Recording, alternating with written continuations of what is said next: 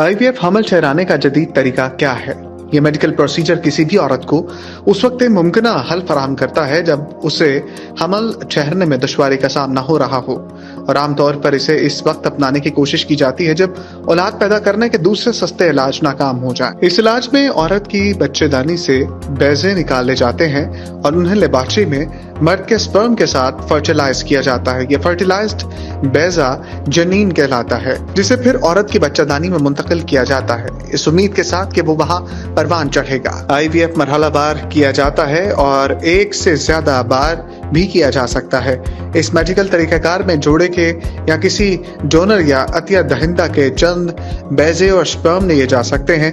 America में तो इसके बहुत से क्लिनिक हैं, लेकिन अब ये जनूबी एशिया समेत दुनिया के मुख्तलिफ मुल्कों में मकबूल होता जा रहा है। पाकिस्तान, भारत और बांग्लादेश समेत पूरे जनूबी एशिया में ये इलाज बरसों से दस्तयाब है।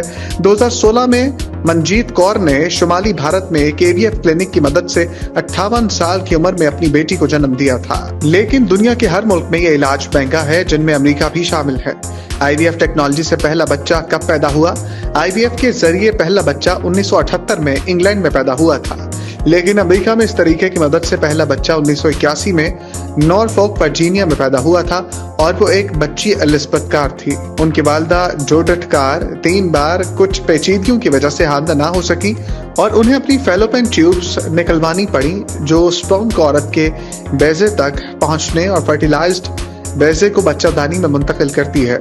अगर इन ट्यूब्स में कोई रुकावट या कोई दूसरी अहम बेकायदगी हो तो औरत को हामला होने में मुश्किल का सामना करना पड़ता है। IVF से जनीन कैसे बनते हैं?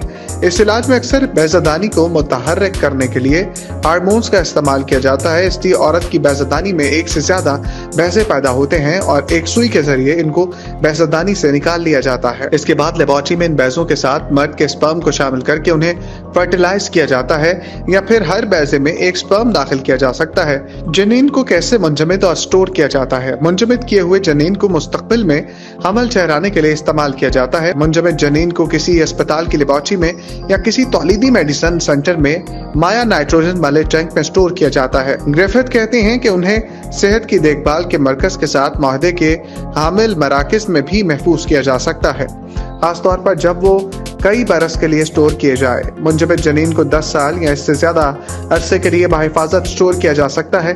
ग्रिफिथ ने कहा कि इन मराकज में हालात की निगरानी की जाती है और बिजली की बंदिश की सूरत में टैंकों और बैकअप जनरेटर्स की हिफाजत के लिए फिजिकल सिक्योरिटी मैकेनिज्म मौजूद होते हैं।